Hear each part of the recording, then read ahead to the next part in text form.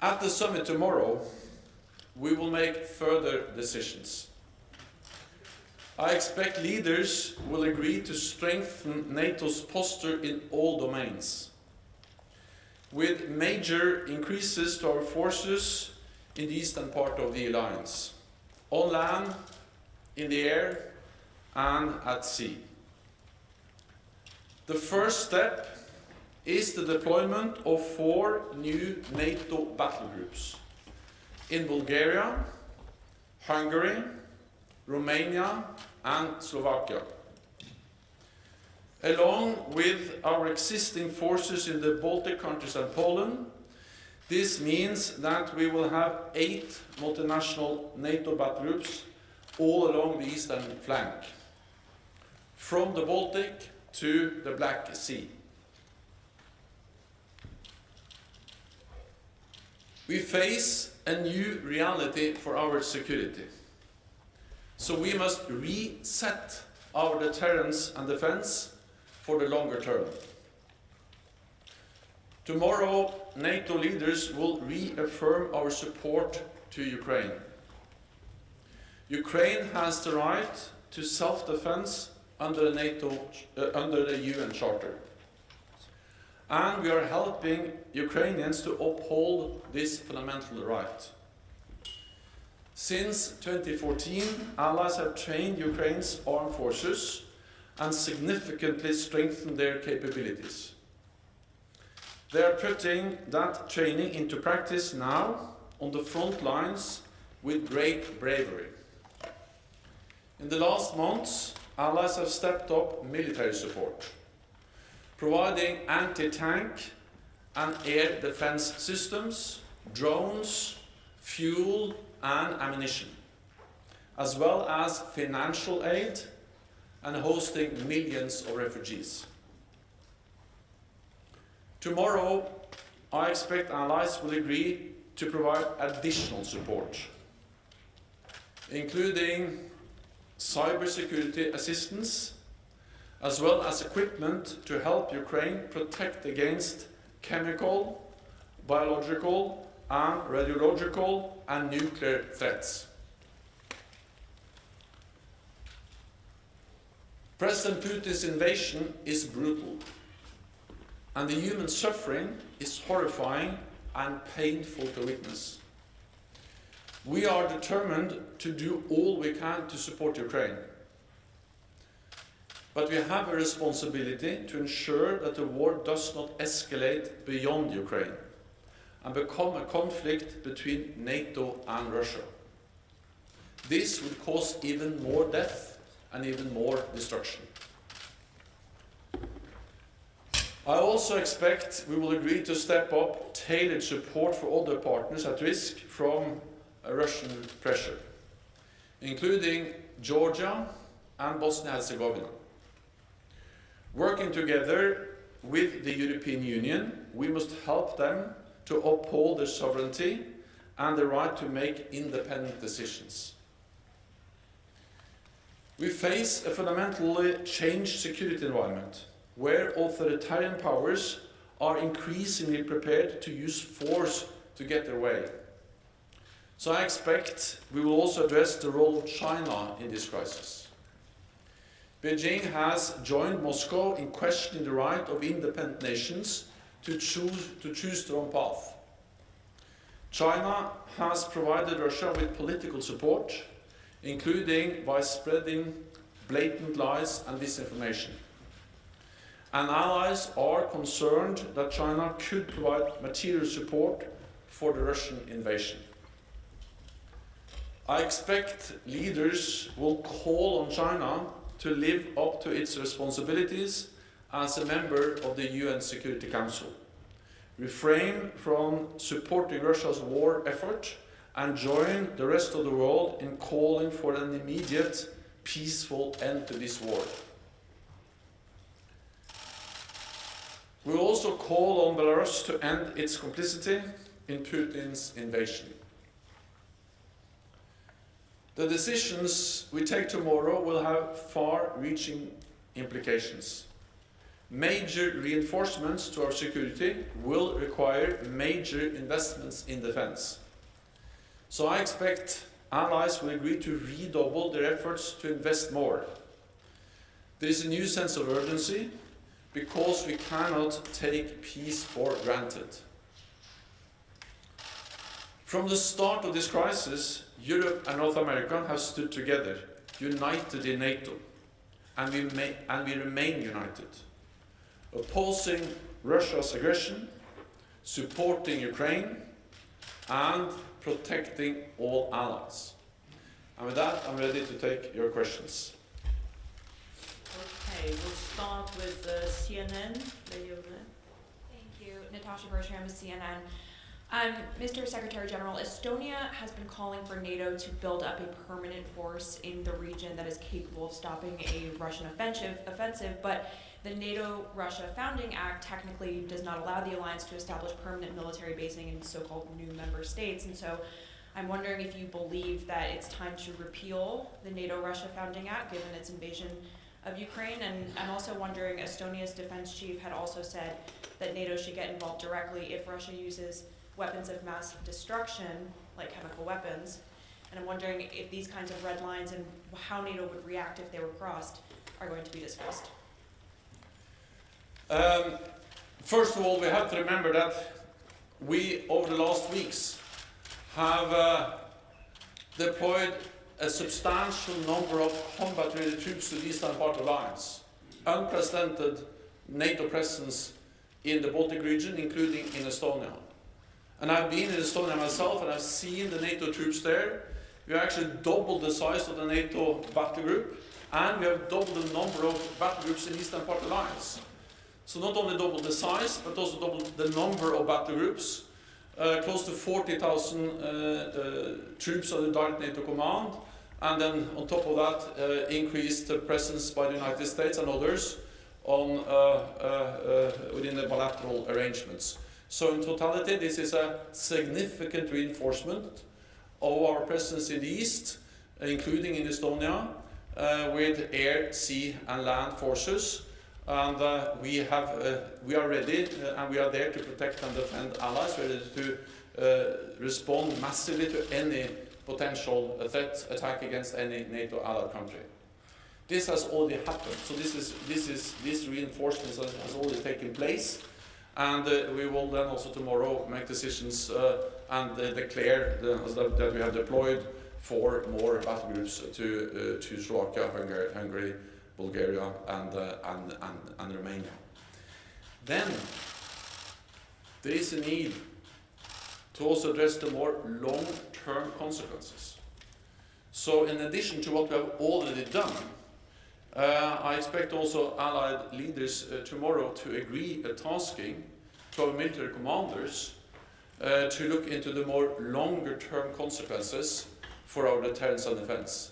There is a need to reset our deterrence and defense, and I expect that to be a substantial increase of our presence for the long term, and we will do what is necessary to ensure that we protect and defend all allies, and ensure that NATO provides credible deterrence and defense to all countries, including Estonia.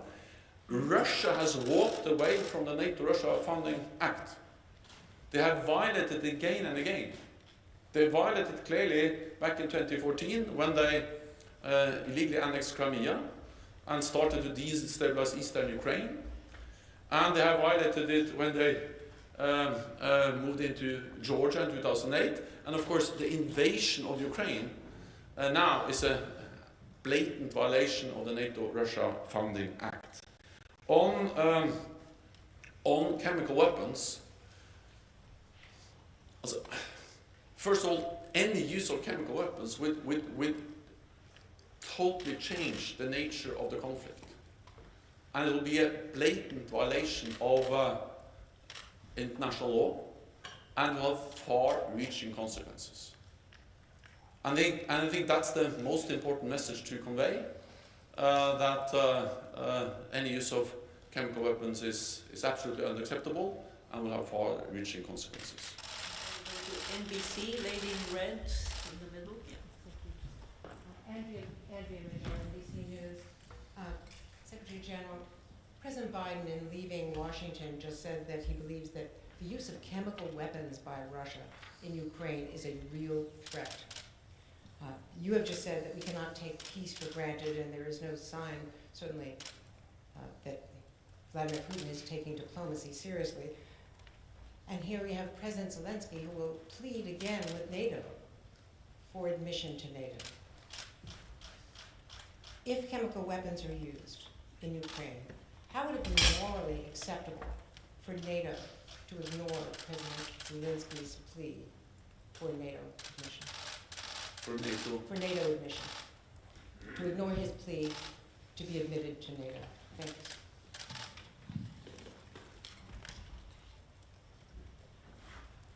What we see in Ukraine now is really painful. It's horrific, and we see the brutal consequences of a full-fledged invasion of a peaceful, independent, sovereign nation.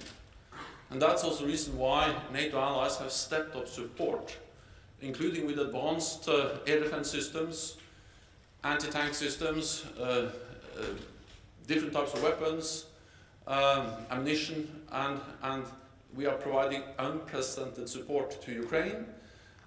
And this is actually also comes on top of what we have done for many years, because NATO allies have trained tens of thousands of Ukrainian troops since 2014. And they are now on the front line fighting the invading forces. And it is first and foremost the courage of the Ukrainian forces and the Ukrainian people and the Ukrainian leadership that has enabled them to resist and to fight back against the Russian invasion. But at the same time, the support they have received for many years has proven extremely important and critical. And I expect that when Allied leaders meet tomorrow, they will address how to further strengthen our support to Ukraine. NATO membership is not on the agenda. But support to Ukraine is absolutely on top of our agenda and will be one of the main issues to be addressed tomorrow. Sky. Thank you. Secretary General, thank you very much. Mark Stone from Sky News. Could you explain, or could you outline how NATO defends itself against a nuclear attack? Because it's clear that on Russian state media, they are openly, propagandists, pundits, people close to the Kremlin are now talking in pretty straight and stark terms about a nuclear attack. How does NATO defend itself against a nuclear attack? Thank you. Russia must stop its nuclear saber rattling. This is dangerous and it is irresponsible. NATO is there to protect and defend all allies.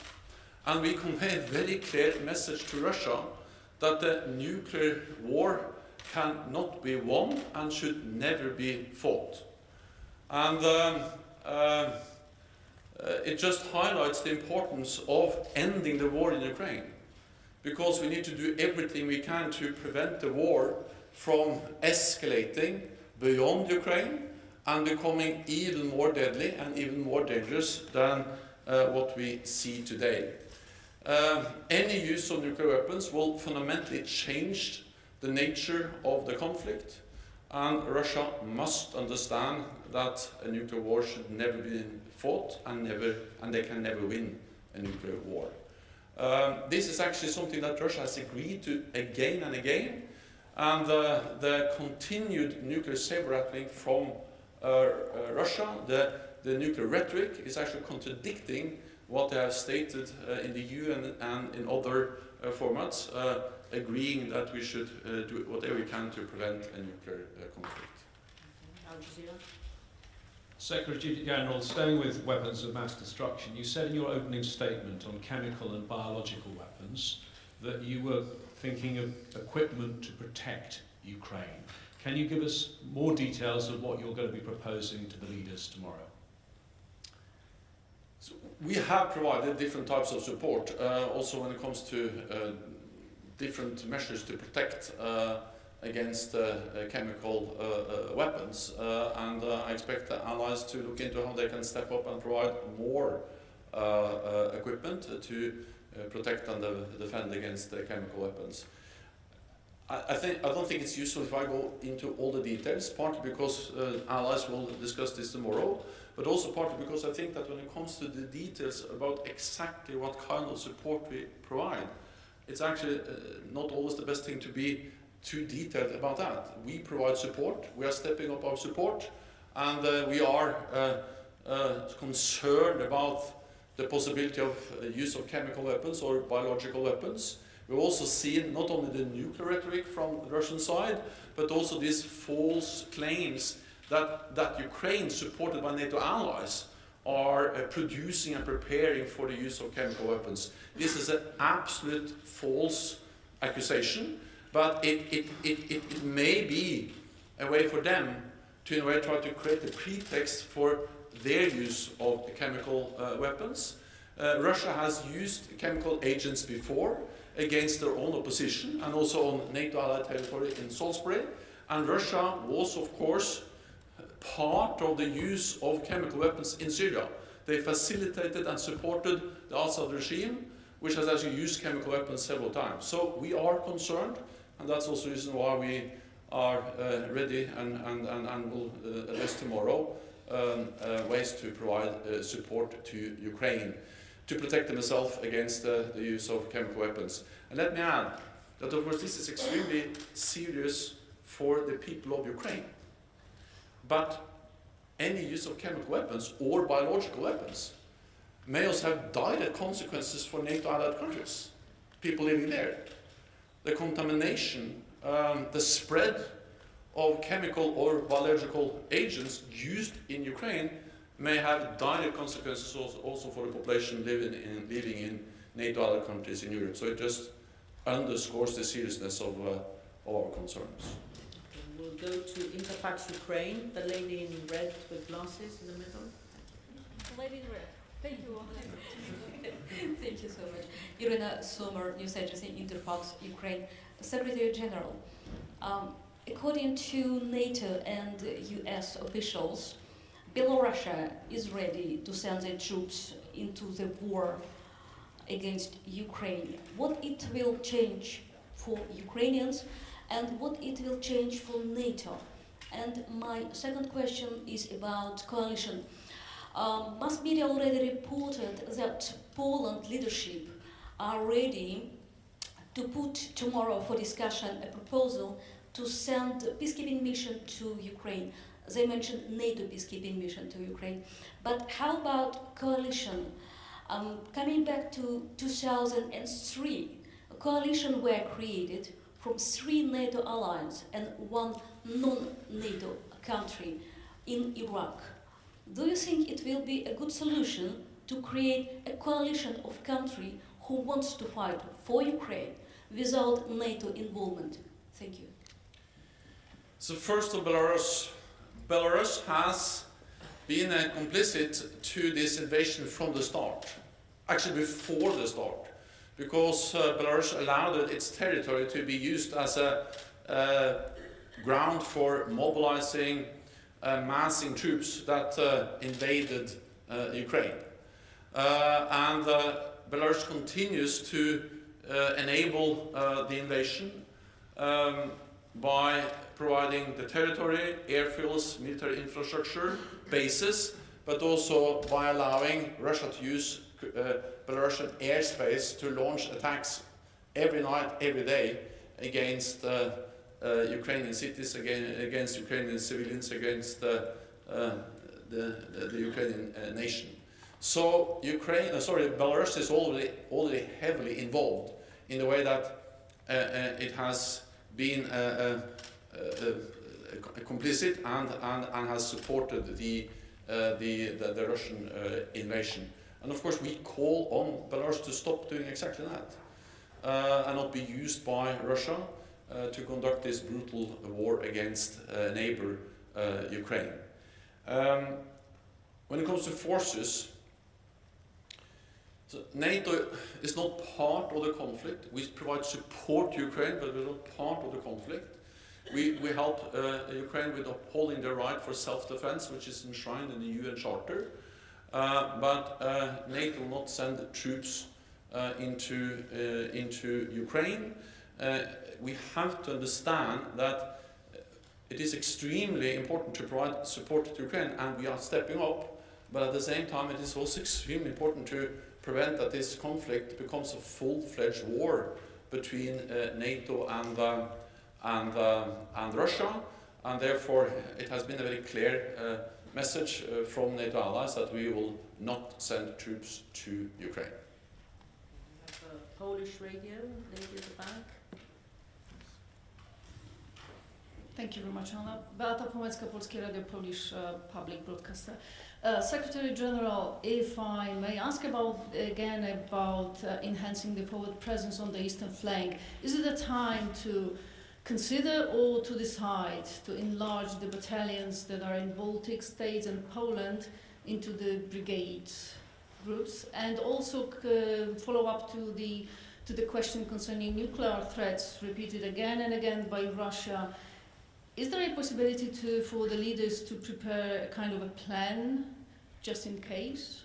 Thank you very much. First, on the nuclear threat, NATO has plans in place to protect all allies against any threat. But our main message is that Russia should stop this dangerous, irresponsible nuclear rhetoric. But let there be no doubt about our readiness to protect and defend allies against any threat, any attack. And of course we have plans in place to do exactly that. On the size, well, first of all, so before this invasion we had 4 battle groups, battalion-sized. Now we have doubled the size of those battle groups in Poland, in Lithuania, in Estonia, and in Latvia. And then we have doubled the number of battle groups with the new battle groups in Slovakia, Hungary, Bulgaria, and Romania, which the leaders will then announce tomorrow. And there are more. In Poland, there are also additional troops from the US. I recently visited the Valsk Air Base. I met with US and other pilots. So there has been a significant increase of NATO allies, especially the United States, presence in the eastern part of the alliance. This is our immediate response, has already taken place. Then I think we need to separate that a bit from the more longer-term adaptation of our alliance. And we will spend some time now, from now until the summit in June, to make more fundamental decisions on our deterrence and defense. It's about resetting our deterrence and defense, especially in the East. And there I expect that a part of that will be a significant increase of our presence on the ground in the eastern part of the alliance for the long term. So immediately we have done a lot.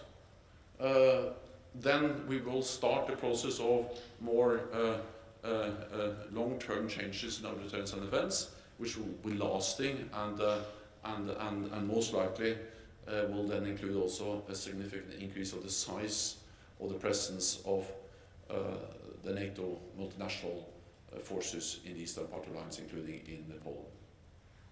Okay, we'll go to Chas from Ukraine. Gentleman in blue. Secretary General, do you believe in the successful and fruitful summit tomorrow, taking on account the position of Hungary, as you know that they are going to block the main issues you will put on the table tomorrow concerning of the help to Ukraine? Well, I believe it will be an important summit tomorrow, an extraordinary NATO summit in an extraordinary security situation, where we face the biggest security threat for a generation since actually the end of the Second World War. And therefore I believe this is an important meeting, and I'm confident that allies will agree on important issues, including on the importance of providing support to Ukraine, strengthening our own deterrence and defense, and also provide support to other partners which are now under pressure from Russia, for instance Georgia and Bosnia and Herzegovina. And I expect all allies to agree, all 30. We'll go to Politico. The lady here. Thank you, second row. Thank you very much, Secretary General Lily Bayer from Politico.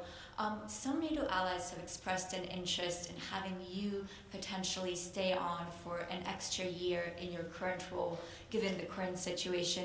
Would you be open to staying in your current job another year? Thank you. This is for 30 allies to decide. My focus is on preparing the summit tomorrow in the midst of the most serious security situation we have been in for decades, and that's my focus, and then I leave it to the allies to decide on the other things. Okay, we'll go to Afghan voice, lady in green. Thank you very much, Oana. Leila Mossadegh from Brussels Morning. I'm sorry, I know this is a very tough situation. I would like to ask a question about Afghanistan, which is disappear from meetings and also from news, unfortunately. Actually, today, millions of girls and women were waiting to open the schools and university in Afghanistan, but unfortunately, it's not happened. And I believe the Taliban, as a terrorist group, they never changed because they didn't cut their tie with Al-Qaeda and also with Akani network. So in a country, the women are disappear from the society, and also there is no woman right, human right, and also freedom of expression, and also liberty at all. They are killing, raping, and also torturing and imprison the people in Afghanistan. Why is it acceptable and attractive for EU and also for NATO? Thank you. I think it is very important that we don't forget Afghanistan.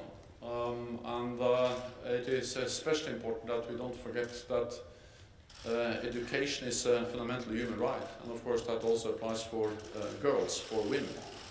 And it was one of the biggest achievements of the last 20 years that millions of Afghan girls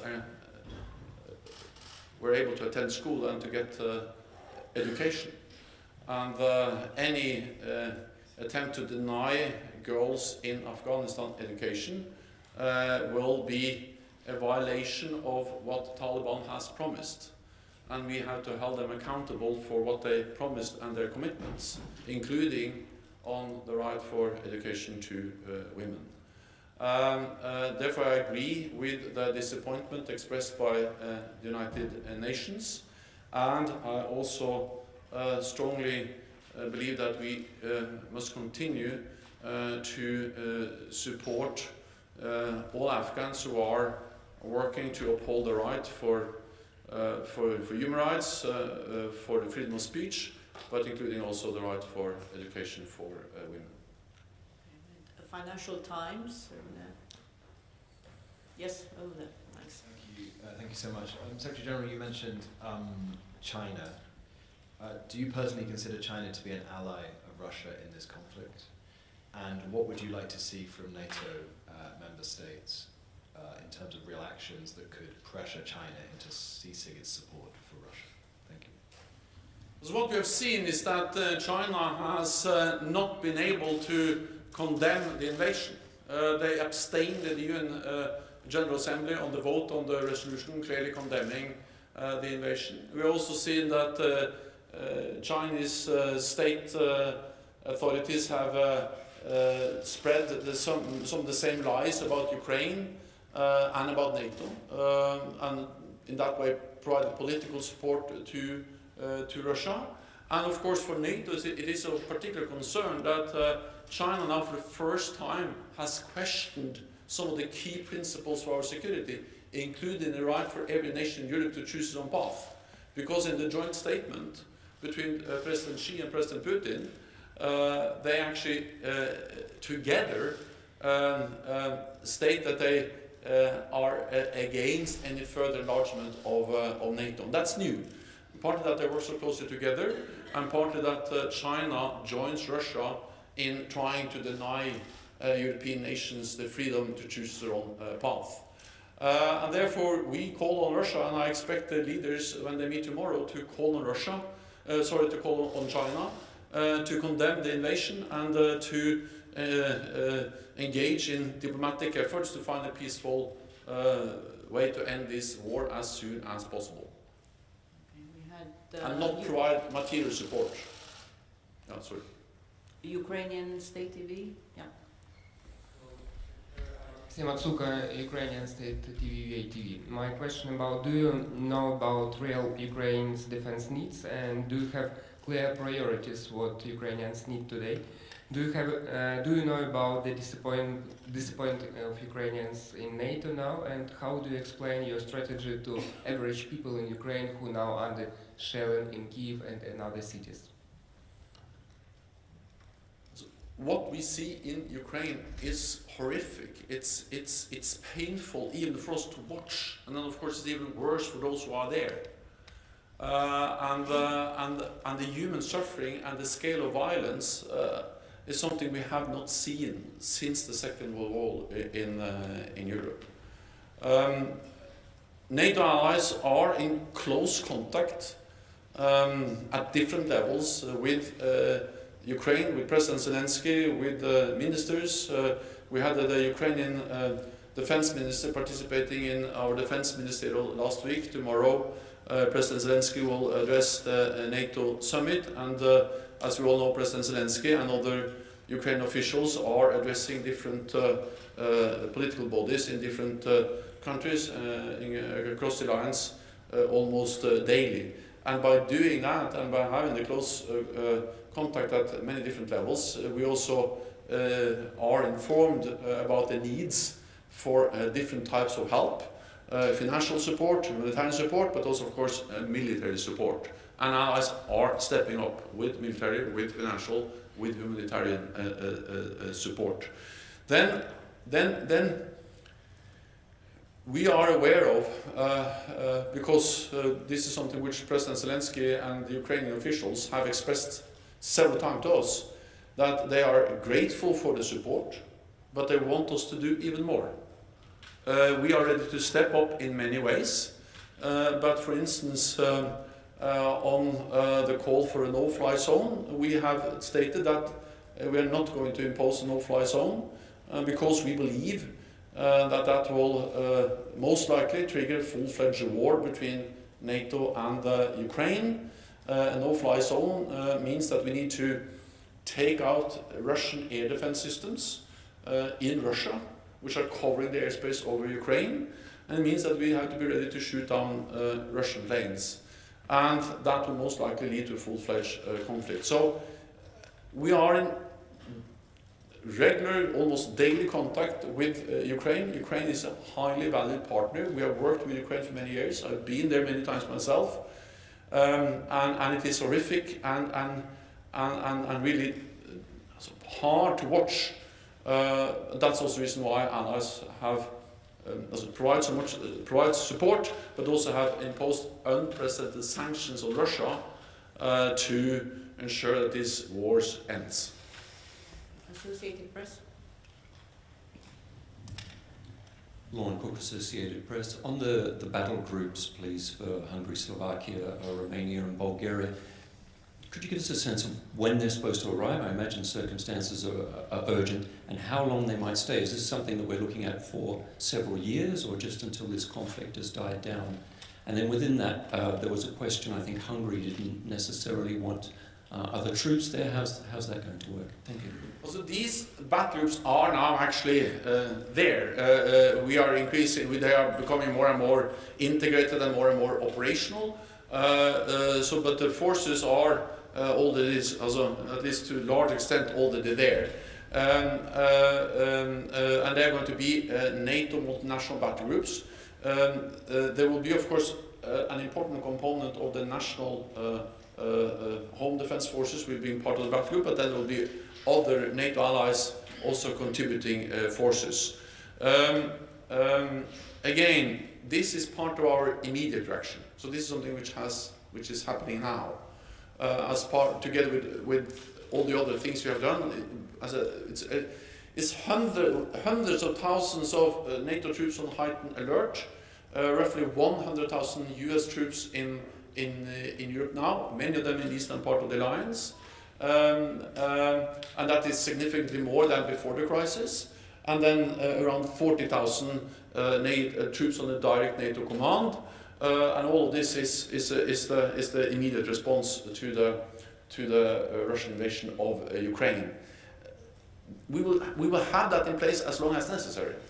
But in parallel with that, we have started the process to reset for the long term our deterrence and defense. Because it is already today possible to say that this invasion, this brutal war in Ukraine, will have long-term consequences for our security. It's a new normal for our security, and NATO has to respond to that new reality. But that more long-term process will take some more weeks. But we can do that because we already have implemented a significant reinforcement of our presence in the east, and in parallel we are addressing more long-term changes, including most likely significant increased presence in the air, on land, at sea, in the eastern part of the alliance. Okay, we'll take two more questions. Wall Street Journal, and then we'll come down here to Bloomberg. Thank you very much, Dan Michaels, Wall Street Journal. When you look at how successfully the Ukrainian troops have they been able to hold back the Russians in many places, much to the surprise of the Russians apparently, partly thanks to training from NATO and NATO member states.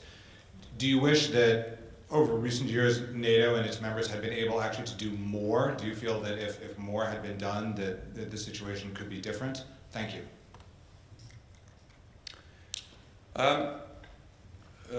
First of all, I would like to commend the courage, the professionalism of the Ukrainian armed forces.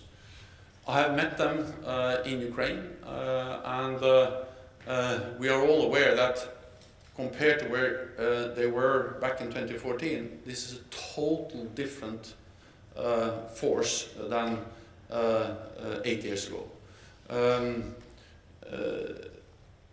The Ukrainian armed forces today is much bigger, much better equipped, much better trained, much better commanded. They have much better logistics than they had back in 2014. And of course, all of this combined with the courage, the high morale, is the reason why they are really able to push back and to stand up against the much bigger Russian invasion. At the same time, I think we need to remember that Ukraine is a big nation. It's the biggest country in Europe, and more than 44 million people. So it's a significant nation with a strong army defense force, and of course, it's important that NATO allies have provided support for many years, especially the United States, Canada and the United Kingdom, but also some other allies. And also believe it is important to understand that NATO has also provided support on logistics, on command, on modernizing the security institutions into the transformation of the Ukrainian armed forces has been supported by also NATO as the institution. And for instance, Yavoriv, the place that was attacked, is a place where we conducted training and support for Ukrainians. I've been there myself and seen how NATO allies and NATO for many years have provided important support. Of course, it's always, in hindsight, possible to say that we should have done even more. But first of all, I think the lesson learned is that support and help over many years have a significant impact, as it had on the Ukrainian armed forces. And second, I think it also is a lesson to be learned about the importance of supporting other partners which are under Russian pressure. Bloomberg. Thank you. Natalia Drozdiak from Bloomberg. I just want to go back to the topic of chemical weapons. You mentioned last week that there was a risk that Russia could try to do this under the cover of a false flag event. And today you're talking about allies sending protective equipment. What can you tell us about the threat? How has it evolved? Is it becoming more urgent or imminent? Thank you. We are concerned, and we are concerned because we see the rhetoric, we see the attempts by Russia to create this pretext and accuse us and Ukraine for preparing the use of chemical weapons. And we are concerned also because we know that Russia has used chemical agents before, and they have supported Assad and facilitated the use of chemical weapons in Syria. At the same time, we're also open about our concerns to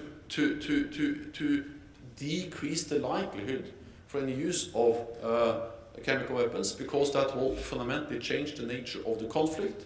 It will be a blatant violation of international law, and it will have severe consequences in a way that it is important to convey to Russia, so they don't use any chemical weapons in Ukraine, both because that can, of course, any use of chemical weapons will have devastating consequences for Ukraine, but it could also have severe consequences for neighboring countries, because any contamination or spread of chemical agents or biological agents will, of course, also potentially affect neighbors.